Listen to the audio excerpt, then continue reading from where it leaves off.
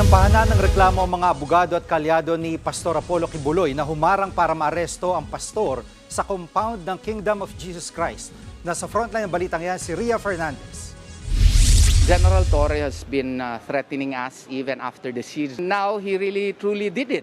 Hindi na raw nagulat si Attorney Israelito Torion sa reklamong sedition at inciting to sedition na inihain ni CIDG Acting Director Police Brigadier General Nicolas Torre laban sa kanya at sa 11 pang individual sa Department of Justice kanina. Damay rin sa asunto ang mga SMNI anchor na sina Lorraine Badoy at Jeffrey Celis.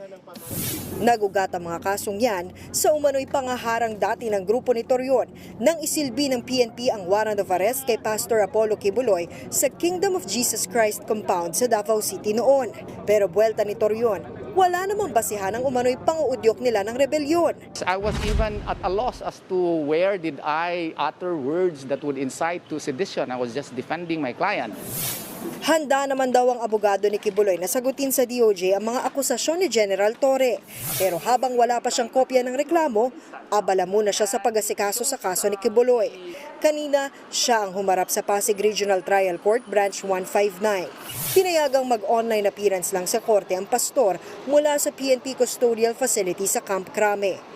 Dati nang inaapela ng kampo ni Kibuloy sa korte na payagan siyang ilagay sa hospital o house arrest. Binasura na yan ng korte pero pinayagan pa rin siyang magpatingin o magpa-confine sa PNP General Hospital kung kailangan.